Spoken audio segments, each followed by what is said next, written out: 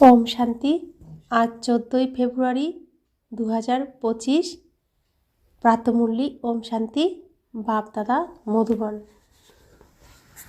বাপদাদা বলছেন, মিঠে মিঠে বাচ্চে, তোমাদের এই শ্রীমত প্রাপ্ত হয়েছে যে আত্ম অভিমানী হয়ে বাবাকে স্মরণ করো। কোনো ব্যাপারেই তোমাদের আর্গু করতে নেই, বাদানুবাদ করতে নেই। অর্থাৎ দুনিয়াতে যা কিছুই হয়ে যাক, সাক্ষী হয়ে দেখতে হবে। যেরকম মূর্তি সাক্ষী হয়ে দেখে, সামনেই তো সব ঘটে, ঠিক সেরকম। কারণ এখন এই পৃথিবীর স্টেজে এরকম সিনই চলবে, তো প্রত্যেকের অভিনয় করবে। আমার তো আর সেই অভিনয় নেই, তাই সেখানে সেই অভিনয়ের দিকে আমার নজর দিয়েও কোনো লাভ নেই। আমার যে অভিনয়, আমি যে অভিনয় করতে যাচ্ছি সামনে, সেই দিকেই আমাকে নজর দিতে হবে। সেজন্য বাবা বলছেন, কোনো ব্যাপারেই বাদানুবাদ, কোনো তর্ক বিতর্কে আমরা যাব না। আজকের মূল্যের প্রশ্ন, বুদ্ধিযোগ স্বচ্ছ হয়ে বাবার সাথে যুক্ত হতে পারে, তার জন্য কোন যুক্তি রচিত হয়েছে? উত্তর, 7 দিনের ভাট্টি। নতুন কেউ এলে তাকে 7 দিনের জন্য ভাট্টিতে বসাও, যাতে বুদ্ধির আবর্জনা বের হয়ে যায়, আর গুপ্ত বাবা, গুপ্ত পড়াশোনা আর গুপ্ত উত্তরাধিকারকে চিনতে পারে। যদি এমনি এসে বসে যায় তবে বিভ্রান্ত হয়ে যাবে, কিছুই বুঝবে না। আজকের মূল্যের গীত, জাগো সজনীরা জাগো, জাগো সজনিয়া জাগো। তো প্রত্যেককে আমাদের জাগাতে হবে। কেউ হঠাৎ করে এসে এই ক্লাসে বসে গেলে মুরলি শুনলে কিছুই বুঝতে পারবে না, বিরক্ত হয়ে যাবে। সেজন্য প্রথমে 7 দিনের কোর্স করিয়ে তারপরে এই ক্লাসে বসানো উচিত। আগে জাগাতে হবে, তবে তো পড়াশোনা করবে। ঘুমিয়ে ঘুমিয়ে পড়াশোনা তো ভুল শুনবে, ভুল বুঝবে। ওম শান্তি। বাচ্চাদের জ্ঞানী আত্মা করে তোলার জন্য এই ধরনের যে সকল গান রয়েছে, সে সমস্ত শুনিয়ে আবার তার অর্থ বের করতে হবে, তবে তো তার বাণী বোধগম্য হবে। জানতে পারবে যে সৃষ্টির আদি মধ্য অন্তের জ্ঞান কত দূর পর্যন্ত বুদ্ধিতে আছে। বাচ্চারা, তোমাদের বুদ্ধিতে তো উপর থেকে নিয়ে মূল বতন, সূক্ষ্ম বতন, স্থূল বতনের আদি মধ্য অন্তের সমগ্র রহস্য যেন উজ্জ্বল হয়ে আছে। তো আমরা এখন ত্রিকালদর্শী। আমরা মূল বতন, সূক্ষ্ম বতন, স্থূল বতন, এই বিশ্ব ব্রহ্মাণ্ডের প্রত্যেকটি স্থানের সমস্ত রহস্য এখন জানি। এই পৃথিবী স্টেজে যে নাটকটা অনুষ্ঠিত হয়ে গেছে, সেই নাটকের প্রত্যেকটি সিন এখন আমরা জানি। শুরু থেকে শেষ পর্যন্ত এই নাটকে কি কি ঘটনা ঘটেছিল সবটাই আমরা জানি, যা আমরা আবার সামনের যে নাটক হতে যাচ্ছে সেখানে অভিনয় করতে পারবো। তো কি অভিনয় করব সেটা না জানলে তো অভিনয় করতে পারবো না, না? তাই শ্রীকৃষ্ণের সাথে শুরুর থেকে যাতে অভিনয় করতে পারি, সেই প্রত্যেক সিনে আমি থাকতে পারি শ্রীকৃষ্ণের সাথে, আমরা সেই জন্যই এই পড়াশোনা করছি, উপযুক্ত হচ্ছি। আর সমস্ত চরিত্রেই আমরা অভিনয় করতে প্রস্তুত হচ্ছি। তো বাবা বলছেন, আমাদের কাছে এই সমস্ত রহস্য উজ্জ্বল হয়ে রয়েছে, স্মৃতিতে সব ফিরে এসেছে। বাবার কাছেও এই জ্ঞান আছে যা তোমাদের শুনিয়ে থাকেন। এটা হলো সম্পূর্ণ নতুন জ্ঞান। যদিও শাস্ত্রাদিতে নাম আছে, কিন্তু সেই নাম নিলে পরে আটকে যাবে, ডিবেট করতে লেগে যাবে। এখানে তো একদম সিম্পল নিয়মে বোঝানো হয়, ভগবানুবাচ, আমাকে স্মরণ করো, আমি হলাম পতিত পাবন। তো শাস্ত্রে এমন কঠিন করে দেখানো হয়েছে, সেজন্য ভগবানের উদ্দেশ্যে কেউ এগোয়নি।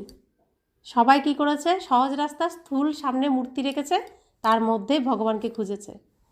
কারণ শাস্ত্রে এমন কঠিনভাবে সব নিয়ম করে রেখে দেওয়া হয়েছে, মানুষ ভয় পেয়েছে। তাই কেউ শিক্ষামন্ত্র এসব নিতে আগ্রহী হয়নি। অর্থাৎ ত্যাগে কেউ আগ্রহী নয়, সবাই ভোগী। ত্যাগকে এমন কঠিন করে দেখানো হয়েছে যে সংসার ত্যাগ করতে হবে, সব কিছু ত্যাগ করতে হবে, সেই জন্য কেউ ত্যাগে যায়নি, ত্যাগের এই রাস্তাতেই কেউ যেতে পছন্দ করেনি। আর ভগবান এসে কত সুন্দরভাবে, কত সহজে আমাদেরকে সমস্ত অশুভর ত্যাগ শিখিয়ে দিয়েছেন না, কত সহজ, এ তো কোনো কঠিনই নয়। আর এই ত্যাগে যে কত শান্তি, কত যে আনন্দ, সেটাও ভগবান বুঝিয়েছে কত সিম্পলভাবে, সহজভাবে। বাবা কি বলছেন, শুধুমাত্র তাকে স্মরণ করলেই হবে, আর কোনো কষ্ট নেই। কখনোই কৃষ্ণকে বা ব্রহ্মাকে বা বিষ্ণুকে বা শঙ্কর ইত্যাদিকে পতিত পাবন বলা হবে না। সূক্ষ্মবতনবাসীদেরও তোমরা পতিত পাবন বলো না। তো স্থূলবতনের মানুষ কিভাবে পতিত পাবন হতে পারে? এই জ্ঞানও তোমাদেরই বুদ্ধিতে আছে। তো সূক্ষ্মবতনে কে কে আছে? ব্রহ্মা, বিষ্ণু, মহেশ্বর। তাহলে তাদেরকে কি বলি? গুরু ব্রহ্মা, গুরু বিষ্ণু, গুরুদেব মহেশ্বর বলি। আর পরমাত্মা ওপরে রয়েছেন, পরম গুরুরেব পরম ব্রহ্ম তস্মৈ শ্রী গুরুবে নম আমরা বলি। তাহলে ব্রহ্মা, বিষ্ণু, মহেশ্বর কাউকে পতিত পাবন বলে তো ডাকছি না। পতিত পাবন একজনই, শিব বাবা রাম, যিনি দিলকে আরাম দেন। তো পতিত পাবন সীতারাম বলা হয়, কারণ আত্মারূপী সীতাকে পরমাত্মারূপী রাম এসে উদ্ধার করেন এই পৃথিবীর থেকে, এই রাবণের লঙ্কার থেকে। তো সেই জন্য তাকে পতিত পাবন বলে ডাকা হয়। তাহলে এই পৃথিবীর এই শরীররূপী বস্ত্র পরা যে মানুষ রয়েছে, তারা কিভাবে পতিত পাবন হতে পারে? শরীর ধারণ করা অর্থাৎ কলিযুগে শরীর ধারণ করা অর্থাৎ বিকারী। তো সে তো পতিত পাবন হতেই পারে না, জন্মই তো হচ্ছে পতিতের দ্বারা, অপবিত্র জন্ম। এই জ্ঞানও তোমাদেরই বুদ্ধিতে আছে। শাস্ত্রের বিষয়ে বেশি রকম আর্গু করা ভালো নয়, তর্ক করা ভালো নয়। অনেক বাদ বিবাদ হয়ে যায়, একে অপরের প্রতি লাঠিও উদ্ধত্ত করে। তোমাদের তো অনেক সহজ করে বোঝানো হয়, শাস্ত্রের কথায় টু মাচ অতিরিক্ত যেতে নেই। তো যারা শাস্ত্র বোঝাচ্ছে, আমরা তো শাস্ত্র বোঝাচ্ছি না, আমরা বাবা যা বলছেন সত্য কথা, সত্যনারায়ণের এই সত্য কাহিনী বলছি। তাই কেউ শাস্ত্র নিয়ে আলোচনা করলে তাকে বলতে হবে এখানে তো শাস্ত্রের অধ্যয়ন হচ্ছে না, তাই শাস্ত্র সম্পর্কে আমরা এত বেশি বলতে পারবো না, থেমে যেতে হবে। মূল ব্যাপার হলোই আত্ম অভিমানী হওয়ার। আসল কথা হলো নিজেকে আত্মা ভাবো আর দেহকে ভুলে যাও। নিজেকে আত্মা মনে করতে হবে আর বাবাকে স্মরণ করতে হবে, এ হলো মুখ্য শ্রীমত। বাকি সব ডিটেল, বিস্তারিত। তো আমি আত্মা আর আমার পিতা পরম পিতা পরমাত্মা, আর বাকি যে বাবা সত্যনারায়ণের কথা আমাদের শোনাচ্ছেন, এটা হলো এই পৃথিবীরূপী রঙ্গমঞ্চে, স্টেজে যে নাটকটা হয়েছিল সেই নাটকের ঘটনা। বীজ কত ছোট, বাকি বৃক্ষের বিস্তার হয়। তো বীজ বাবা আত্মা কত ছোট্ট, সূক্ষ্ম না? আর বৃক্ষটা এই মনুষ্য সৃষ্টির কল্পবৃক্ষ কত বড়। যেমনভাবে বীজের মধ্যে সমগ্র জ্ঞান অন্তর্নিহিত হয়ে আছে, সেরকম এই সমগ্র জ্ঞানও বীজের মধ্যে অন্তর্নিহিত হয়ে আছে। সেরকম এই সমগ্র জ্ঞানও বীজের মধ্যে অন্তর্নিহিত হয়ে আছে। তোমাদের বুদ্ধিতে বীজ আর বৃক্ষ এসে গেছে, তোমরা যেমনভাবে জানো আর কেউ বুঝতে পারে না। এই সৃষ্টির এই নাটকটা এখন আমরা যেভাবে জেনেছি, বুঝেছি, কেউ এরকমভাবে বুঝতে পারবে না। কেউ জানে না সৃষ্টির শুরুতে কে পৃথিবীতে এই স্টেজে প্রথম এসেছে, তার জীবন কাহিনী পুরোটা কেউ জানে না। যে শ্রীকৃষ্ণ প্রথম স্টেজে এসেছে, আর শ্রীকৃষ্ণই বৃদ্ধ অবস্থায় ব্রহ্মা হয়েছে, তাই ব্রহ্মার দিন ব্রহ্মার রাত বলা হয়। ব্রহ্মার দিনে ছোটবেলায় শ্রীকৃষ্ণ ছিল, বড় হয়ে লক্ষ্মী নারায়ণ হয়েছে, তারপরে রাম হয়েছে, তারপরে সাধারণ মনুষ্য হয়েছে, তারপরে অতি সাধারণ মনুষ্য হয়ে গেছে। সেই অতি সাধারণ মনুষ্যকে স্বয়ং ভগবান খুঁজে এনে তার শক্তি, তার রাজ্য সব কিছু ফিরিয়ে দিচ্ছেন। তো এক রাজার কাহিনী, যে খুব সুন্দর রাজা ছিলেন, খুব সুখের তার রাজ্য ছিল, সেই রাজ্য তিনি হারিয়ে ফেলেছেন। সেই রাজ্য আবার কিভাবে তিনি ফিরে পেলেন, এটাই হলো এই পৃথিবীর এই স্টেজের নাটক। নাটকটা হলো শ্রীকৃষ্ণের। শ্রীকৃষ্ণ হিরো, রাধা হলো হিরোইন। তাদের সুখের রাজ্য ছিল কখন? লক্ষ্মীনারায়ণ রূপে। সেই রাজ্য তারা কি করে হারালেন, আবার সেই রাজ্য তারা কিভাবে ফিরে পেলেন, এটাই হলো এই পৃথিবীর স্টেজের নাটকের মূল কাহিনী। আর এই কাহিনী স্বয়ং ভগবান এসে আমাদেরকে শোনাচ্ছেন গীত গেয়ে গেয়ে প্রতিদিন। তো আমরা এই নাটকে কোন কোন চরিত্রে অভিনয় করব, সেটাও তিনি বলছেন যে তুমি শ্রেষ্ঠ শ্রেষ্ঠ চরিত্রে অভিনয় করতে পারো, যদি তুমি এই রিহার্সালটা খুব ভালোভাবে করতে পারো। তো বাবা বলছেন, বৃক্ষের আয়ুই লম্বা লিখে দিয়েছে। বাবা বসে বীজ আর বৃক্ষ বা ড্রামা চক্রের রহস্য বোঝান। তোমরা হলে স্বদর্শন চক্রধারী। নতুন কেউ এলে যদি বাবা মহিমা করেন যে সদর্শন চক্রধারী বাচ্চারা, তো কেউ বুঝতে পারবে না। এখানে নতুন কেউ আসলো আর এরকম শুনলো যে বলছে সদর্শন চক্রধারী, তারা কি বুঝতে পারবে? তারা তো সদর্শন চক্রধারী বিষ্ণুকে দেখেছে, কৃষ্ণকে দেখেছে, মূর্তি ছবি বিষ্ণুর আর কৃষ্ণের আছে।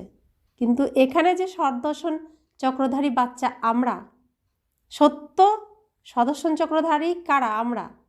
কারণ কৃষ্ণরূপে চক্রর প্রয়োজন নেই, বিষ্ণুরূপেও প্রয়োজন নেই, কিন্তু আমাদের প্রয়োজন আছে, কারণ ওষুধদের সাথে আমাদের লড়াই চলছে। তো সেই জন্য নতুন কেউ আসলে বুঝতে পারবে না। তারা তো নিজেদের পরমাত্মার বাচ্চা বলেই মনে করে না। তারা কি ভাবে? আমার মধ্যেও পরমাত্মা আছে, তোমার মধ্যেও পরমাত্মা আছে, পরমাত্মার যে আমি সন্তান, তা তারা মনেও করে না। আমরাও মনে করতাম না। না, এই বাবাও হলেন গুপ্ত, নলেজও গুপ্ত, উত্তরাধিকারও হলো গুপ্ত। তো সব কিছু তো গুপ্তভাবে হচ্ছে, কেউ দেখতে পাচ্ছে না, কিন্তু সব ঘটে যাচ্ছে। নতুন যে কেউই শুনে বিভ্রান্ত হয়ে পড়বে, সেজন্য 7 দিনের ভাট্টিতে বসানো হয়। এই যে 7 দিনের ভাগবত বা রামায়ণ ইত্যাদি পাঠ রাখে, বাস্তবে এটা এই সময় 7 দিনের জন্য ভাট্টিতে রাখা হলে তবেই বুদ্ধিতে যে সমস্ত কিছু আবর্জনা আছে সেটা বের হয়ে বাবার সাথে বুদ্ধি যোগযুক্ত হবে। তো এখানে যে নিয়ম 7 দিনের ভাট্টি অর্থাৎ 7 দিনের কোর্স করার, সেটাই লৌকিকে 7 দিনের রামায়ণ গান দেয়, গীতা পাঠের অনুষ্ঠান করে, এটারই নিয়ম ওখানে করে পালন। তো এখানে প্রথমে এই 7 দিনের ভাট্টি করতে হবে, 7 দিনের কোর্স করতে হবে, তবে ভিতরের আবর্জনা সব পরিষ্কার হয়ে বাবার সাথে বুদ্ধিযোগ হবে, তখন বাবার সমস্ত কথা বুঝতে পারবে। এখানে সব হলো রোগী। সত্যযুগে এই রোগ থাকে না, এখানে প্রত্যেকেই রোগী, ঠিক করে বসতে পারে না, কত অসুবিধা না। তো যখন 7 দিনের কোর্স করবে, আত্মার মধ্যে শক্তি আসবে, তখন বুঝতে পারবে ভালোভাবে। এটা হলো অর্ধকল্পের রোগ, 5 বিকারের রোগ, খুব ভারী। সেখানে তো দেহি অভিমানী থাকে, জানে যে আমি আত্মা, এক শরীর ছেড়ে দ্বিতীয় শরীর ধারণ করি। এই জ্ঞান সত্যযুগ ত্রেতাযুগে থাকে, দাপরের কিছু সময় থাকে, তারপরে আর থাকে না। প্রথমেই সাক্ষাৎকার হয়ে যায়। কি সাক্ষাৎকার হয়? আমি এই শরীর ছেড়ে কোন শরীরে প্রবেশ করব, সব তখন জানতে পারে সত্যযুগে। সেই জন্য কেউ শরীর ছাড়লে সেখানে কেউ কান্নাও করে না, তার শ্রাদ্ধ আদিও সেখানে হয় না। তো বাবা বলছেন, সেখানে তো দেহি অভিমানী থাকে, জানে যে আমি আত্মা এক শরীর ছেড়ে দ্বিতীয় শরীর ধারণ করি। অকালে কখনো মৃত্যু হয় না, তোমাদের মৃত্যুর উপরে বিজয় প্রাপ্ত করানো হয়। আমরা এখানে এসে কি জেনেছি? আমি আত্মা, আমি অবিনাশী, অমর, আমাকে কাল খেতে পারে না, তরোয়াল কাটতে পারে না, হাওয়া ওড়াতে পারে না, জল ডোবাতে পারে না, আগুন পোড়াতে পারে না, অর্থাৎ আমার বিনাশ নেই। তো আমি সেই আত্মা যে অবিনাশী, অমর। তো আমার তো মৃত্যু নেই, তো এখানে অমরত্ব লাভ করছি, তো তাই মৃত্যু ভয় আমাদের নেই, আমরা শরীর ত্যাগ করব। তো সেই অভ্যাস বাবা এখানে করান। তো বাবা এখানে কি বলছেন? তোমাদের মৃত্যুর উপরে বিজয় প্রাপ্ত করানো হয়। কালেরও কাল মহাকাল বলা হয়, আর মহাকালের সন্তান কারা? আমরা। তো আমাদেরকেও কাল ছোবে না। মহাকালেরও মন্দির হয়, শিখদের আবার অকাল তখ্ত হয়। শিখরা কি বলে? সৎ শ্রী অকাল, অর্থাৎ তাদের ঈশ্বর সত্য, সুন্দর, যাকে কাল খেতে পারে না। বাস্তবে এই অকাল তখ্ত হলো ভ্রুকুটি। আমরা কোথায় থাকি? দুই ভ্রুকুটির মাঝখানে, নিজের সিংহাসনে, যেখানে বসে এই শরীররূপী রাজ্যকে পরিচালনা করতে হয়। সেখানে আত্মা বিরাজমান হয়। দুই ভ্রুকুটির মাঝখানে নিজের সিংহাসনে আত্মা বিরাজ করে। সব আত্মারা এই অকাল তখ্তে ভ্রুকুটির সিংহাসনে বসে আছে। বাবা বসে এটা বোঝান। তাহলে প্রত্যেকে আমরা কোথায় বসে আছি? মামা কোথায় বসে আছি? দেখান কোথায় বসে আছি। এখানে বসে আছি। এখান থেকে যেন এই মাটিতে পা না পড়ে। তাই তো বাবা বলছেন, সব আত্মারা এই অকাল তখ্তেই বসে আছে। বাবার তো নিজের তখ্ত বা ভ্রুকুটি সিংহাসন হয় না।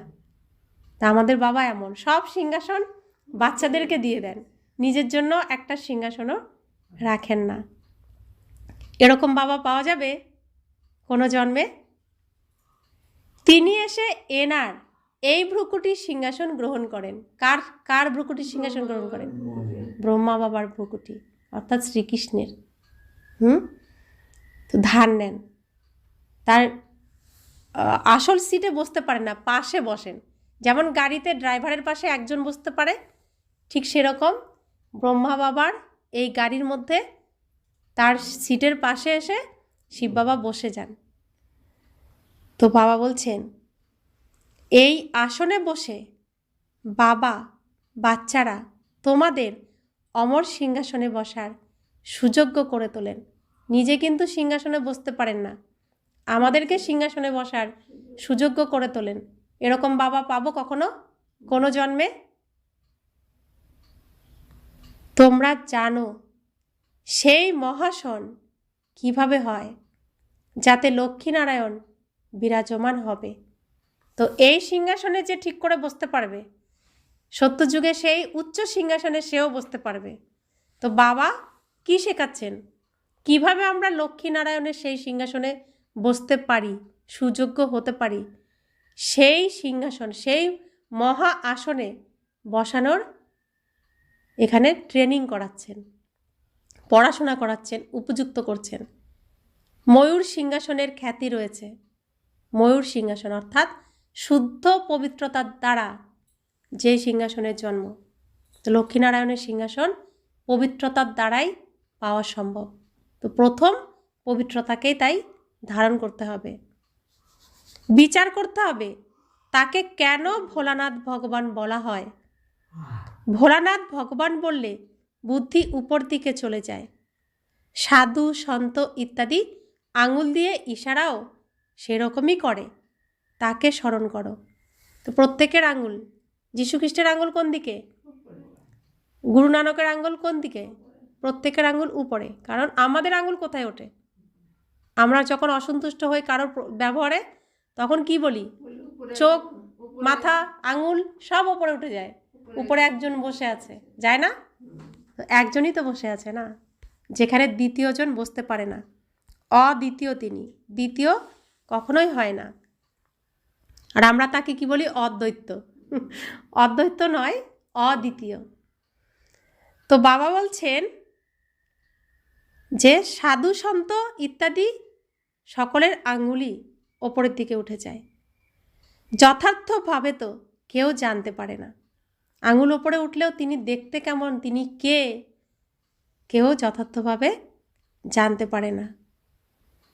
এখন পতিত পাবন বাবা সম্মুখে এসে বলেন, আমাকে স্মরণ করলে তোমাদের বিকর্ম বিনাশ হয়ে যাবে। তো কত সৌভাগ্যবান আমরা যে স্বয়ং ভগবানের সামনে বসে ভগবানকে দেখতে পাচ্ছি, তার কথা শুনতে পাচ্ছি। শুধু ভগবান নয়, শ্রীকৃষ্ণও সাথে। শ্রীকৃষ্ণের আত্মাই তো ব্রহ্মা বাবার মধ্যে রয়েছে। তো দুজনের সাথেই আমরা মিলিত হতে পারছি, দুজনের কাছ থেকে আমরা শুনতে পাচ্ছি। কত সৌভাগ্যবান আত্মা আমরা। গীতাতেও লেখা আছে, কিন্তু তোমরা গীতার একটি উদাহরণ বের করলে তারা 10টা বের করবে, সেজন্য দরকার নেই।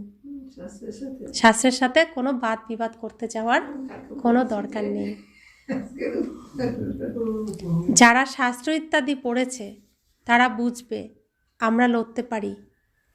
বাচ্চারা, তোমরা যা এই শাস্ত্র ইত্যাদি জানোই না, তোমাদের ওইসবের নামও কখনো নেওয়ার প্রয়োজন নেই। শুধু বলো ভগবান। ভগবান বলেন আমাকে, অর্থাৎ নিজের পিতাকে স্মরণ করো, ওনাকেই পতিত পাবন বলা হয়। তো এই যজ্ঞে অনেক ঘটনা আছে। বাবার এক বাচ্চা বিদ্বান সায়েন্টিস্ট বাবার কাছে এসেছে। তো বাবার কাছ থেকে জানলো তুমি আত্মা আর বাবা পরমপিতা পরমাত্মা। তো বলছে যে তিনি আবার অনেক কিছুই তো জানেন, তিনি তার জ্ঞান খুলে ধরছেন বাবার সামনে, মেলে ধরছেন। বাবা বলছেন এই ভুসি সব আগে ঝেড়ে ফেলো, যা ভুসি ভরে রেখেছো সব একদম ঝেড়ে পরিষ্কার করে ফেলো, নিজেকে আত্মা নিশ্চয় করো, আমি যা বলছি তা শোনো। তো গীতাতেও তো তাই আছে না? অর্থাৎ গীতাতেই কি বলছেন? স্থূল জিনিস দ্বারা তাকে পাওয়া সম্ভব নয়। ধূপ, দীপ, নৈবেদ্য, জপ, তপ, তীর্থ, শাস্ত্র আদির দ্বারা আমাকে প্রাপ্ত করা যায় না। আছে গীতাতে এই কথা? তাহলে সে কথাটা আমরা মানছি? আমরা তো তার মধ্যেই নিজেকে আটকে রেখেছি, ফাঁসিয়ে রেখেছি। তারপরে কি বলছেন? এই স্থূল জিনিসের থেকেও জ্ঞান দ্বারা পুজো করা শ্রেষ্ঠ, আর জ্ঞানের থেকেও ধ্যান শ্রেষ্ঠ। তো এই স্থূল জিনিস দিয়ে পুজো করা, অর্থাৎ আমি ভক্তি করছি। ভক্তি কতদিন করব? এটারও তো শেষ আছে। ভক্তির পরে আমাকে জ্ঞান প্রাপ্ত করতে হবে। জ্ঞান দ্বারা পুজো, অর্থাৎ যথার্থ রীতিতে তাকে চেনে বুঝে তাকে কি কি দিচ্ছি পুজো, অর্থাৎ এই যে আমাদের সমস্ত বিষ বিকার দিয়ে দিচ্ছি, এটা দিয়ে তো পুজো করছি। শিব বাবাকে তো এটা দিয়েই পুজো করা হয়। তারপরে এই সব দিয়ে দেওয়ার পরে আমি খালি হয়ে গেলাম। এবার এই খালি আত্মা পরমাত্মাকে স্মরণ করে তার সমস্ত শক্তিকে ভরবে। এটাই তো গীতার মূল জ্ঞান। কে মানে এটুকুকে? কে বোঝে এটুকুকে? বুঝতেই পারি না। সেই রহস্যগুলোই বাবা কত সহজে, কত সুন্দরভাবে বুঝিয়ে দিলেন। সেজন্য বাবা বলছেন যে তোমরা ভাবো যে আমরা শাস্ত্র ইত্যাদি কিছুই জানি না, সব ভুলে গেছি, আমরা এখন খালি। আমরা শুধু বাবার থেকে বাবার শোনা কথাই শুনবো। এই অবিনাশী জ্ঞানরত্নকেই আমার বুদ্ধিরূপী পাত্রের মধ্যে রাখবো, আর রাবণের রাজ্যের কিচ্ছু রাখবো না। তো বাবা বলছেন তোমাদের ওইসবের নামও কখনো নেওয়ার প্রয়োজন নেই। শুধু বলো ভগবান বলেন আমাকে, অর্থাৎ নিজের পিতাকে স্মরণ করো, ওনাকেই পতিত পাবন বলা হয়। গানও গায় পতিত পাবন সীতারাম। তো সন্ন্যাসীরাও যেখানে সেখানে সুর তুলতে থাকে, তারা গান করে রঘুপতি রাঘব রাজারাম পতিত পাবন সীতারাম। তো আত্মারূপী সীতাকে এই রাবণের এই শোক বাটিকার থেকে উদ্ধার করতে কে এসেছেন? উদ্ধারকারী, দিলকে আরাম দেওয়া শিব বাবা রাম, তিনি এসেছেন উদ্ধার করতে। তো বাবা বলছেন এরকম যে অনেক মতান্তর আছে। এই গান কত সুন্দর, ড্রামা প্ল্যান অনুসারে কল্প কল্প এরকম গীত তৈরি হতে থাকে, যেন মনে হয় বাচ্চারা তোমাদের জন্যই তৈরি হয়েছে। এরকম ধরনের ভালো ভালো গান আছে, যেমন নয়নহীনকে পথ দেখাও প্রভু। প্রভু কোনো কৃষ্ণকে কি আর বলে? প্রভু বা ঈশ্বর নিরাকারকেই বলবে। এখানে তোমরা বলো বাবা পরমপিতা পরমাত্মা। তো তাকে পিতা রূপে কেউ জানে না, তাই বলে হে ঈশ্বর, হে ভগবান। যখন হে ঈশ্বর হে ভগবান বলি, তিনি কত উঁচুতে, তাকে ছোঁয়াও যায় না, দেখাও যায় না, কাছেও যাওয়া যায় না। সেই ভগবান সেই ঈশ্বরকে যখন আমি বাবা বলে ডাকছি, আমার বাবা পরম পিতা পরম আত্মা, আমার বাবা শিব বাবা, তখন তিনি একদম আমার কাছে, আমি তার কোলে। তো কোলে বসে আছি না সবাই? তো বাবা বলছেন তিনিও যে হলেন আত্মা। ভক্তিমার্গে বড় বেশি টু মাচ চলে গেছে। এখানে তো একদম সিম্পল ব্যাপার। তো ভক্তিমার্গে শাস্ত্রকে কত উচ্চ দেখানো হয়েছে, কত কঠিন, সবাই গ্রহণ করতেও পারেনি, সবাই শাস্ত্র অধ্যয়ন করতেও পারেনি, কিন্তু বাবা কত সহজ করে দিয়েছেন। হ্যাঁ, 1 বছরের শিশুও আমি আত্মা বলতে পারে, যারা কথা বলতে পারে। 5 বছরের শিশু তো পুরো জ্ঞান বুঝিয়েই দিতে পারে, কত সহজ। আবার বৃদ্ধ বৃদ্ধারা, তারাও এই জ্ঞান বুঝিয়ে দিতে পারবে। যারা কোনো দিন স্কুল কলেজের মুখ দেখেনি, তারাও এই জ্ঞান বুঝিয়ে দিতে পারে, কত সহজ। তো বাবা বলছেন অল্প আর বে, ঈশ্বর আর বাদশাহী, এটাকেই স্মরণ করতে হবে। এখন বাবাকে স্মরণ করতে হবে, আর সত্যযুগকে বৈকুণ্ঠকে স্মরণ করতে হবে, যেখানে আমরা যেতে চলেছি, সেখানের উপযুক্ত করার জন্য সেই জায়গাটাকে আমাকে স্মরণ করতে হবে না? আমি যদি সোনার মহলে থাকি, তাহলে সোনার মহলে থাকার মতো উপযুক্ত আমাকে করতে হবে। আমি যদি ইটের মহলে থাকি, ইটের মহলে থাকার মতো আমাকে উপযুক্ত রাখতে হবে। আমি যদি ওই খড়কুটোর মহলে থাকি, তাহলে আমি সেরকম যোগ্যই হতে হবে। তো সব জায়গা বিশেষে নিজের পোস্ট পজিশন পরিস্থিতি সব কিছু পরিবর্তন করতে হয়। তো আমরা রয়েছি কোথায়? মাটির ইটের ঘরে, এখান থেকে যাব সোনার মহলে। তাহলে সোনার মহলে গিয়ে থাকতে হলে সেরকম উপযুক্তও তো নিজেকে করতে হবে, তাই না? তো বাবা বলছেন অল্প আল্লাহ বে বাদশাহী, এই পর্যন্ত তো হলো সিম্পল ব্যাপার। বাবাকে স্মরণ করলে তোমরা স্বর্গের মালিক হবে। প্রথম থেকেই এই লক্ষ্মীনারায়ণ স্বর্গের মালিক, সম্পূর্ণ নির্বিকারী ছিলেন। সুতরাং বাবাকে স্মরণ করলেই তোমরা এরকম সম্পূর্ণ হবে।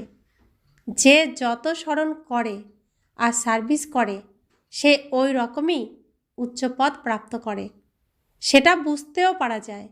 স্কুলে স্টুডেন্ট বুঝতে পারে না, তবে কি আমরা কম পড়াশোনা করি?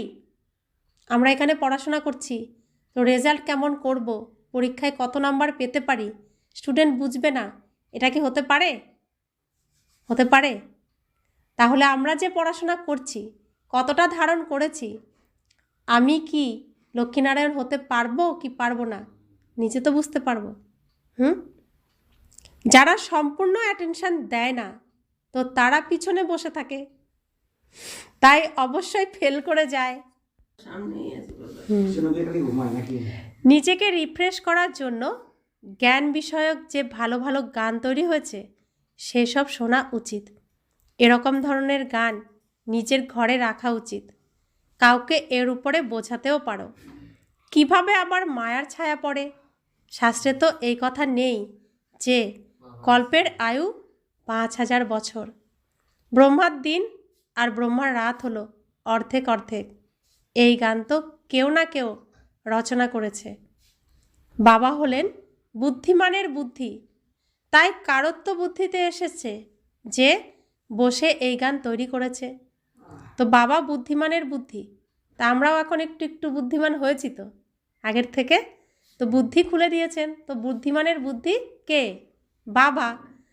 তো কারোর না কারোর বুদ্ধিতে তো এই গান রচনা করার বুদ্ধি এসেছে, তো সে বসে এই গান তৈরি করেছে। এইসব গান ইত্যাদির উপরও তোমাদের মধ্যে কত কতজন ধ্যানে যেত। এইসব গান শুনে ধ্যানে অর্থাৎ ঈশ্বরের স্মরণ করতে বসে পড়ত। একদিন আসবে যে এই জ্ঞান সমৃদ্ধ গান যারা করে তারাও তোমাদের কাছে আসবে। একদিন এমন আসবে, আর সেদিন তো চলে এসেছে, যে এই জ্ঞান সমৃদ্ধ গান যারা রচনা করেছিল অজ্ঞানতার সময়, অজ্ঞানকালে, তারাও আসবে। তো তারা তো এখন এসে গেছে সবাই। বাবার মহিমার সুখ্যাতি করতে গিয়ে এমন গান গাইবে যা ঘায়েল করে দেবে, এমন ধরনের আসবে। টিউনের উপরেও নির্ভর করে। সঙ্গীত বিদ্যারও অনেক নাম আছে। এখন তো এরকম কেউ নেই। শুধু একটি গান তৈরি হয়েছিল, কত মধুর, কত প্রিয়। বাবা খুবই মধুর, খুবই প্রিয়, তাই তো সকলে তাকে স্মরণ করে। এরকম নয় যে দেবতারা তাকে স্মরণ করে। চিত্রে রামের সামনেও শিব দেখানো হয়েছে, রাম পূজা করছে।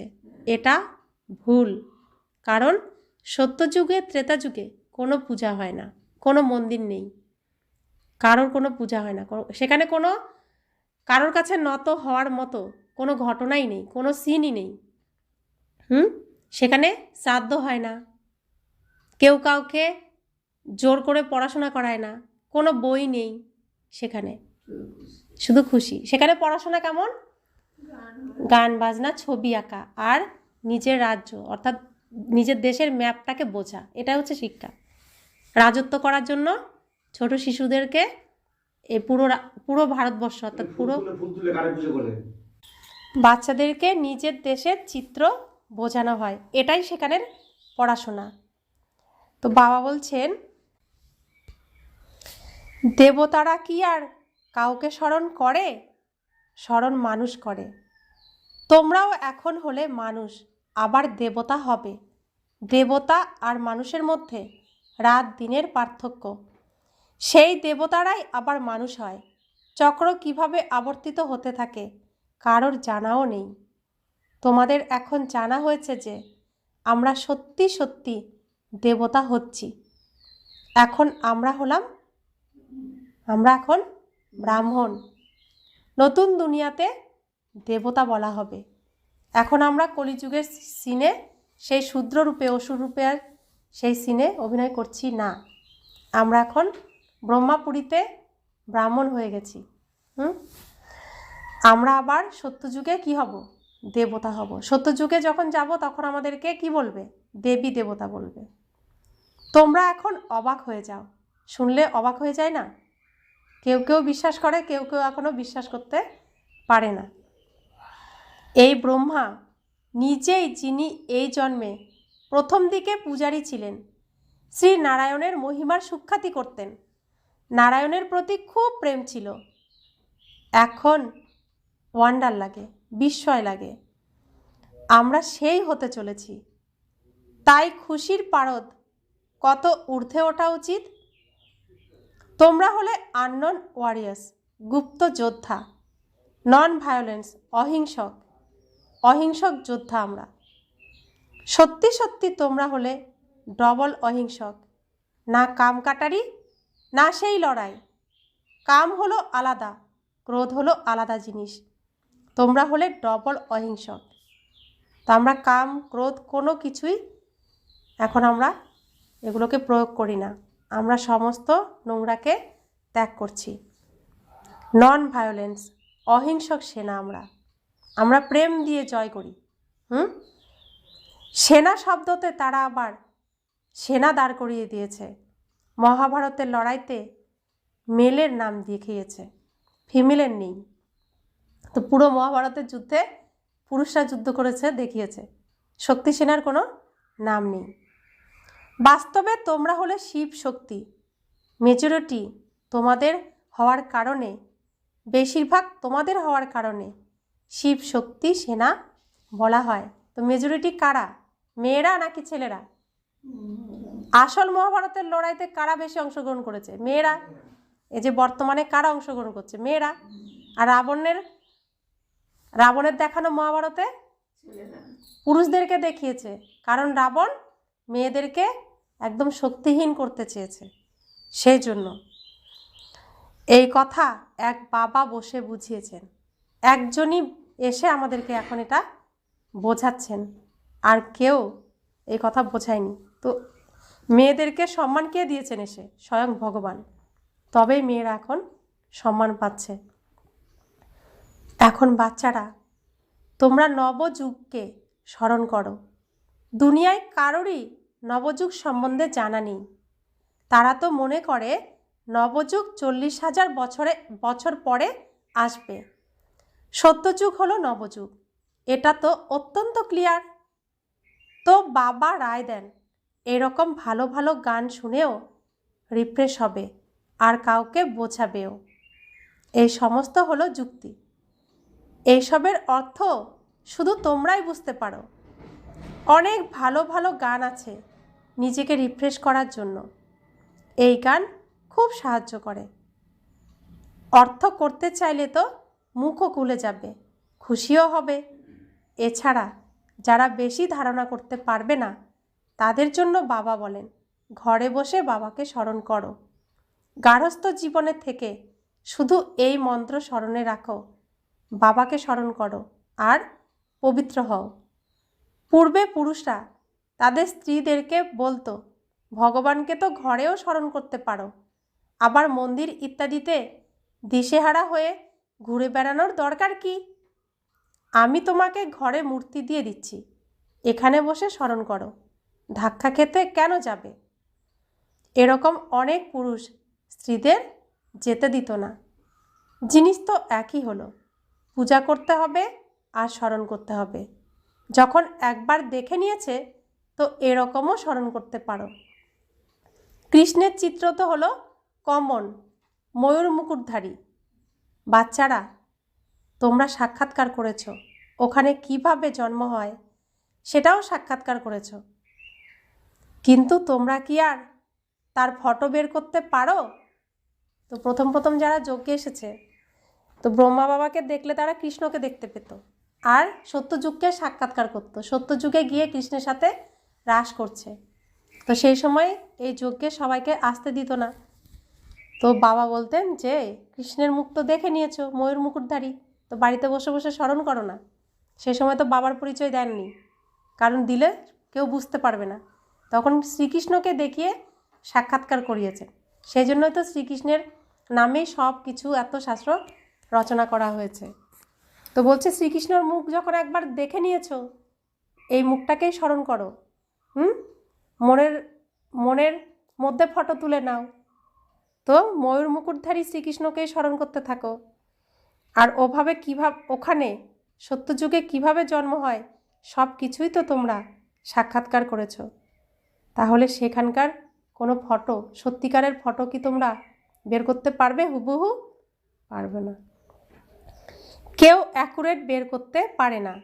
দিব্য দৃষ্টির দ্বারা শুধু দেখতেই পারে, তৈরি করতে পারে না। হ্যাঁ, দেখে বর্ণনা করতে পারে, তাছাড়া সেই চিত্র আঁকতেও পারবে না। যত ভালো পেন্টারই হোক না কেন, সাক্ষাৎকার করলেও অ্যাকুরেট ফিচার্স বের করতে পারে না। তাহলে দেবী দেবতা এখানে দেখতে এত সুন্দর লাগে, আর সত্যি সত্যি তাহলে কত সুন্দর। তা আমরা এমন হব। তাই বাবা বুঝিয়েছেন, কারোর সাথে অতিরিক্ত আর্গু করতে নেই। বলো তোমাদের কাজ পবিত্র হওয়া, আর শান্তি চাইলে বাবাকে স্মরণ করো আর পবিত্র হও। পবিত্র আত্মা এখানে থাকতে পারে না, তারা ফিরে যাবে। আত্মাদের পবিত্র করার শক্তি এক বাবার মধ্যেই আছে, আর কেউ পবিত্র করতে পারে না। বাচ্চারা, তোমরা জানো এই সমস্ত হলো স্টেজ, এর উপর নাটক হয়। তো আমরা এখন কোথায় আছি? স্টেজে। তো স্টেজে আমরা এক কোণায় রয়েছি, স্টেজের এক কোণায় রিহার্সাল হচ্ছে, সেই রিহার্সালের ঘরে আছি, কিন্তু বাইরে স্টেজে নাটক চলছে এখনও। তো বাবা বলছেন যে শুধুমাত্র বাবাই পারেন সবাইকে পরিষ্কার করে পবিত্র করে আবার সুন্দর করে সাজাতে। তো বাবা বলছেন এই সময়ে সমস্ত স্টেজে হলো রাবণের রাজ্য, সিন চলছে, রাবণের রাজ্যের সিন চলছে এখন। সমগ্র সমুদ্রের উপর সৃষ্টি দাঁড়িয়ে আছে, এটা অসীম জগতের পুষ্করিণী, সেটা হলো জাগতিক, এটা হলো অসীম জগতের ব্যাপার, যার উপর অর্ধকল্প দেবী রাজ্য, অর্ধকল্প আসুরি রাজ্য হয়। এই ভূমি হলো পৃথক পৃথক, কিন্তু এটা হলো সমস্ত অসীম জগতের ব্যাপার। তো সত্যযুগ আর ত্রেতা যুগের ভূমি একরকম, দাপর যুগ আর কলিযুগের ভূমি আরেক রকম। একটা হলো দিনের ভূমি, একটা রাতের ভূমি, তো দুটোই পৃথক পৃথক, তাই না? তোমরা জানো যে আমরা গঙ্গা যমুনা নদীর মিষ্টি জলের তটে থাকব কখন? সত্যযুগে। সমুদ্র ইত্যাদিতে যাওয়ার দরকার থাকে না। এই যে দ্বারকা, সেটার অস্তিত্ব কোনো সমুদ্রের মাঝে নয়, দ্বারকা হলো অন্য জিনিস। তোমরা অর্থাৎ বাচ্চারা সব সাক্ষাৎকার করেছ। শুরুতে এই সন্দেশী আর গুলজার খুবই সাক্ষাৎকার করত, এনারা অনেক বড় পার্ট প্লে করেছেন, কারণ ভাট্টিতে বাচ্চাদের চিত্ত বিনোদন করতে হতো। তো কার কার কথা বলছেন বাবা সাক্ষাৎকার? গুলজার দাদি, আরেকজন সন্দেশী দাদি ছিলেন। গুলজার দাদির আগে তিনি সন্দেশী ছিলেন। তো তারা সাক্ষাৎকার করে সত্যযুগের সমস্ত কাহিনী বলতো বাচ্চাদেরকে, আর যারা সামনে শুনতো তারাও সত্যযুগে চলে যেত, গিয়ে কৃষ্ণের সাথে রাস করত, আর খুব সুখের অনুভব করত, অতীন্দ্রিয় সুখের অনুভব করত। তো গুলজার দাদি এই পার্ট এই পার্ট প্লে করেছেন। তো বাবা বলছেন, বাবা বলেন আবার শেষের দিকে এই চিত্ত বিনোদন অনেক হবে। কোন সময় হবে?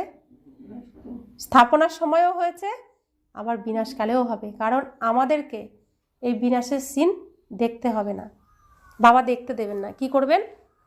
আমাদেরকে তখন ওই সত্যযুগের বৈকুণ্ঠে নিয়ে চলে যাবেন, সাক্ষাৎকার করাবেন, আমরা সেইখানে রাস করব, এভাবে এভাবে সময় কেটে যাবে, আর এদিকে বিনাশ ঘটে যাবে। এই জন্য এই ছত্রছায়ার নিচেই থাকতে হবে।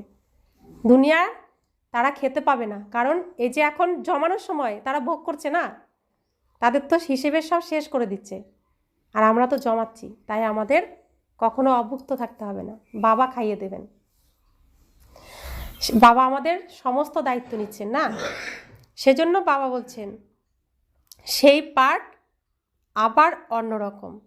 গান আছে না যে আমি যা দেখেছি সেটা তুমি দেখোনি, তোমরা তাড়াতাড়ি সাক্ষাৎকার করতে থাকবে। যেমন পরীক্ষার দিন কাছে এলে বুঝতে পারা যায় যে আমি কত মার্কসে পাশ করব, তোমাদেরও এটা হলো পড়াশোনা। এখন তোমরা নলেজফুল হয়ে বসে আছো, সকলে তো ফুল হয় না, স্কুলে প্রায় নম্বর অনুযায়ী হয়, এটাও হলো নলেজ। মূল বতন, সূক্ষ্ম বতন, তোমাদের 3 লোকের জ্ঞান আছে, মূল বতন, সূক্ষ্ম বতন আর স্থূল বতন। তো 3 বতনেরই আমাদের জ্ঞান আছে। এই সৃষ্টির চক্রকে তোমরা জানো, এটা আবর্তিত হতে থাকে। বাবা বলেন তোমাদের যে নলেজ দিয়েছি এটা আর কেউ বুঝতে পারে না। তো প্রত্যেক দিন যেমন সকাল হয়, বিকেল হয়, রাত হয়, গভীর রাত হয়, আবার ভোর হয়, তো সৃষ্টিতেও এটা বড় বড় দিন, বড় রাত, বড় ভোর, এটা তো হয়। তো আমরা যেমন একটা উপার্জন বড় অ্যামাউন্টের রেখে দিই, যেটাকে চোখে দেখি না, আর একটা উপার্জন প্রত্যেক দিন চলার জন্য করি। তো সৃষ্টিতেও প্রত্যেক দিন সত্যযুগ, ত্রেতাযুগ, দাপর যুগ, কলিযুগ হয়, আবার বড় ধরনেরও হয়, তাই না? একই সিস্টেমই। ডেলি চলার জন্য ওই দিন সকাল বিকেল রাত ভোরবেলা, আর অনেক জমানোর জন্য এই এত বড়।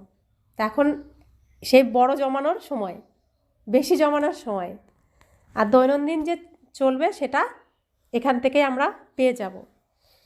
তো বাবা বলছেন,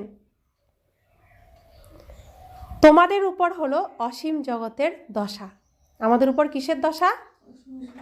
অর্থাৎ কারোর উপর বৃহস্পতির দশা, কারোর উপর রাহুর দশা হলে তবে গিয়ে চণ্ডাল ইত্যাদি হবে। অর্থাৎ কারোর উপর বৃহস্পতির দশা, তারা হলো দেবী দেবতা, আর কারোর উপর রাহুর দশা, তারা হবে কি? চণ্ডাল। তো এখানে রাহু কেতুও তো চলে আসে ছলনা করে, তারা হবে চণ্ডাল, আর তাদের থেকে পরে ইসলাম ধর্মের সৃষ্টি হয়ে যায়। তারা এই জ্ঞানের রাস্তায় চলতে পারে না। বাবাকে নিয়ে স্মরণ করবে, কিন্তু এই বিশ্ববিদ্যালয়ের মধ্যে তারা থাকতে পারবে না, তারা হবে চণ্ডাল। সেখানেও বৈকুণ্ঠে প্রবেশ করতে পারবে না, তারা বাইরেই থাকবে। তো বাবা বলছেন, এটা হলো অসীম জগতের দশা, ওটা হলো পার্থিব জগতের দশা। অসীম জগতের পিতা অসীম জগতের কথা শোনান, অসীম জগতের উত্তরাধিকার প্রদান করেন। বাচ্চারা, তোমাদের কত খুশি হওয়া উচিত। তোমরা অনেকবার বাদশাহী নিয়েছ আর হারিয়েছ, এটা তো একদম নিশ্চিত ব্যাপার। নাথিং নিউ, অর্থাৎ এটা কোনো নতুন ঘটনা নয়। আমরা বহুবার এখানে এসেছি, এভাবে বসে ভগবানের কাছে পড়াশোনা করেছি। সত্যযুগ থেকে আমরা অভিনয় করেছি কলিযুগ পর্যন্ত, এর কোনো হিসেব নেই। বহুবার আমরা করেছি, এটা কোনো নতুন ঘটনা নয়। তাই তো তোমরা সর্বদা প্রফুল্ল থাকতে পারো, নয়তো মায়া শ্বাসরোধ করে দেবে। তো আমরা জানি, কি জানি? বিজয় আমাদের নিশ্চিত।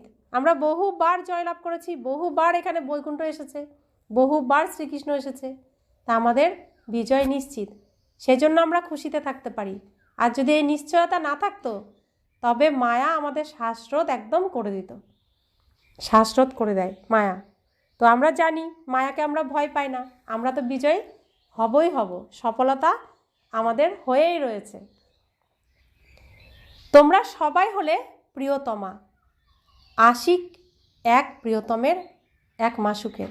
তো আমরা হলাম প্রিয়তমা এক আশিকের। আশিককে বাবা, আর আমরা হচ্ছি মাসুক এক প্রিয়তমের। সকল প্রিয়তমরা সেই এক প্রিয়তমকেই স্মরণ করে, তিনি এসে সকলকে সুখ প্রদান করেন। অর্ধকল্প তাকে স্মরণ করেছ, এখন তাকে পাওয়া গেছে, তাই কত খুশি হওয়া উচিত। এখনো কি পাওয়ার আশা রয়েছে, নাকি পেয়ে গেছেন? পেয়ে গেছে, একদম পাক্কা। अच्छा, मीठे मीठे सिखिला दे बच्चों प्रति माता पिता बाप दादा का याद प्यार और गुड मॉर्निंग। रूहानी बाप की रूहानी बच्चों को नमस्ते। हम रूहानी बच्चों की रूहानी माता पिता याद प्यार नमस्ते नमस्ते नमस्ते। शुक्रिया बाबा, शुक्रिया बाबा, शुक्रिया। ধারণার জন্য মুখোশার। সর্বদা প্রফুল্ল থাকার জন্য নাথিং নিউ এর পাঠ সুনিশ্চিত করতে হবে। অসীম জগতের পিতা আমাদের অসীম জগতের বাদশাহী দিচ্ছেন, এই খুশিতে থাকতে হবে।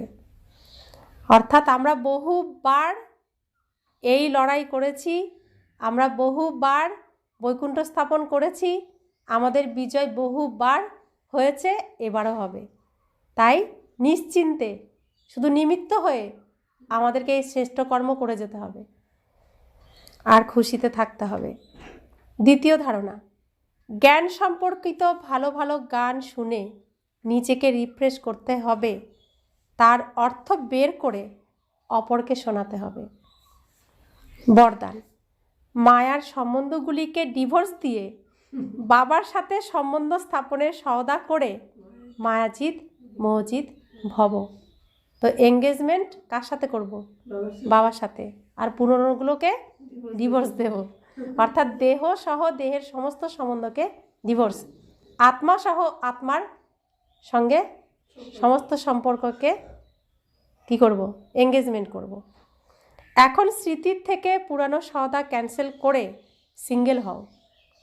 যদিও নিজেদের মধ্যে সহযোগী হয়ে থাকো, কিন্তু কম্পেনিয়ন নয়। গৃহস্থ পরিবারেই থাকবো, সহযোগিতাও করব, কিন্তু কম্পেনিয়ন নয়। তুমি ছাড়া আমার চলবে না, আমি ছাড়া তোমার চলবে না, এরকম নয়। আমি স্বনির্ভর, আমি একাই চলতে পারি, আত্মনির্ভর আমি। কম্পেনিয়ন এককে বানাও, তাহলে মায়ার সম্বন্ধগুলির সাথে ডিভোর্স হয়ে যাবে। মায়াজিৎ মোহজিৎ বিজয়ী হয়ে থাকবে। যদি এতটুকুও কারোর প্রতি মোহ থাকে, তাহলে তীব্র পুরুষার্থীর পরিবর্তে পুরুষার্থী হয়ে যাবে। এই জন্য যা কিছুই হয়ে যাক, খুশিতে নাচতে থাকো। কারো পৌষ মাস, কারো সর্বনাশ, মিরুয়া মত মলুকা শিকার, একে বলা হয় নষ্টমোহা, একেই বলা হবে নষ্টমোহা। অর্থাৎ আমরা যে পরিবারে থাকি, সম্বন্ধ সম্পর্কে থাকি, এখন এমন একজনও কি আছে যার কোনো আত্মীয় স্বজন নেই, বন্ধুবান্ধব নেই, সম্পূর্ণই একা? আছে কেউ? নেই। তাহলে আমি তো চলে এসেছি এই রাস্তায়, এই রিয়াস্তালের ঘরে, তারা তো কেউ আসেনি। তো তাদের এখন কি হবে? তাদের উপর দুঃখের পাহাড় ভেঙে পড়বে আমারই সামনে। তো যখন তাদের উপর দুঃখের পাহাড় ভেঙে পড়বে, আমিও কি দুঃখী হব? আমি তখন, তুমি কেন আসনি? তোমাকে তো আমি বলেছিলাম, বলেছি তো দুঃখের পাহাড় ভেঙে পড়বে। এই ছত্রছায়ে এই গিরিধর পর্বতের নিচে চলে এসো, তুমি তো আসনি, কারণ তোমার ভাগ্যে নেই। আমি প্রাপ্ত করেছি ভাগ্য, তা আমি আমার ভাগ্যে খুশি। আমি ওই সিনে যাব, তোমার সঙ্গে যখন আবার দেখা হবে, তোমার জন্য অভিনন্দন। তো এটাই আমাদের এখন স্মরণে রাখতে হবে। তবে কোনো কিছুর প্রতি আর মোহ থাকবে না। যারা এরকম নষ্টমোহ হয়ে থাকে, তারাই বিজয়মালার দানা হয়। তো আমার মধ্যে এই জ্ঞান আছে, তারা তো অভিনয় করছে, তারা এই অভিনয়ের চান্স পাচ্ছে না যেটা আমি পেয়েছি। তাহলে তাদের তো বিনাশ নেই, তারা তো আত্মা, তাদের সাথে আমার আবার দেখা হবে, আবার আমরা স্টেজে অভিনয় করব তাদের সাথে। তাই নিশ্চিন্ত থাকো, তাদের জন্য কান্নাকাটি দুঃখ প্রকাশ করার তো কোনো ব্যাপারই নেই। এটাই হলো জ্ঞান। স্লোগান: সত্যতার বিশেষত্বের দ্বারা ডায়মন্ডের ঝলক আরও বৃদ্ধি করো। তো সত্যতা, আমরা আত্মা কি সত্য না মিথ্যা? আর শরীর মিথ্যা, শরীর তো থাকবে না, কিন্তু আত্মা সত্য। তো সত্যতার বিশেষত্ব কি? সত্যতার বিশেষত্ব হলো সুখ, শান্তি, প্রেম, আনন্দ, জ্ঞান, পবিত্রতা, শক্তিতে ভরপুর। আর তার থেকে এই বিশেষতাই বেরিয়ে আসবে। তো এই সত্যতার বিশেষতার দ্বারা ডায়মন্ডের ঝলক আরও বৃদ্ধি করো। তো আরও একটুও যেন খালি না থাকে, ডায়মন্ডে যেন একটা দাগও না থাকে, সম্পূর্ণই শুদ্ধ বেদাগ হীরা। আমি আত্মা হয়ে আমাকে দেখাতেই হবে, আমাকে শ্রীকৃষ্ণপুরীতে শ্রীকৃষ্ণর সাথে প্রথম সিনে আসতেই হবে। তা আমি বেদাগ হীরা নিজেকে করব, ঘষে ঘষে পরিষ্কার করব নিজেকে। তো আজকের অভ্যেক ইশারা: একান্ত প্রিয় হও, একতা আর একাগ্রতাকে ধারণ করো। বাপদাদা চাইছেন যে প্রত্যেক বাচ্চা একরস শ্রেষ্ঠ স্মৃতির আসনধারী, একান্তবাসী, অশরীরী, একতা স্থাপক, এক নামী ইকোনমির অবতার হবে। একে অপরের মতামতকে বুঝবে, সম্মান দেবে, একে অপরকে ইশারা করবে, লেনদেন করে নিজেদের মধ্যে সংগঠনের শক্তির স্বরূপ প্রত্যক্ষ করবে। কেননা তোমাদের সংগঠনের একতার শক্তি সমগ্র ব্রাহ্মণ পরিবারকে সংগঠনে নিয়ে আসার নিমিত্ত হবে। তা আমাদের এখন সবাইকে এক হয়ে চলতে হবে, এক পরিবার, এক মত, এক বল, এক ভরসায় চলতে হবে। তো আমি আত্মা, পরমাত্মার সন্তান, প্রত্যেক আত্মা আমরা ভাই ভাই, এক ঈশ্বরের সন্তান। এই মতে চলে সমগ্র বিশ্বই আমার বাড়ি, আর সমগ্র বিশ্বের সমস্ত আত্মা আমার ভাই। তো আমরা আত্মা আত্মা ভাই ভাই, তাই এই একতা নিয়েই আমাদের এগিয়ে যেতে হবে। আর এই সংগঠনকে আরও শক্তিশালী বানাতে হবে, কারণ রাবণের সাথে যুদ্ধ, মায়ার সাথে যুদ্ধ একা করা যাবে না। তো সংগঠিত শক্তি চাই। তাই শ্রীকৃষ্ণের ওই যে গিরিধর গোবর্ধন পর্বত তোলার যে শ্রেষ্ঠ কর্ম শ্রীকৃষ্ণ করেছেন সেখানে আমরা সহযোগের হাত, আমার হাতও উঠছে, আমারও হাত উঠবে, আর প্রত্যেকের হাতকে তুলতে হবে। আর প্রত্যেকে এই গিরিধর পর্বতের নিচে এই ছত্রছায়ায় সুরক্ষিত স্থানে নিয়ে আসতে হবে, যাতে কেউ ভেসে না যায়। তাহলে শুরু আমার পরিবার থেকেই প্রথমে করতে হবে, তাই তো? আগে প্রথমে যাদের সাথে আমি অভিনয় করছিলাম এতদিন, তাদেরকে এই ছত্রছায়ায় আনতে হবে, তারপরে অন্য সবাইকে। প্রত্যেকে যদি এই দায়িত্ব পালন করি, তাহলে এর পরিবর্তন হতে কতটা সময় লাগবে? বেশি সময় লাগবে না, না? আর এটা সফলতা খুব তাড়াতাড়িও আসবে। আর আমাদের এই শ্রেষ্ঠ কর্ম করার সৌভাগ্য প্রাপ্ত হয়েছে, করে দেখাতেও হবে, বিজয় আমাদের প্রাপ্ত করতেই হবে। ওম শান্তি।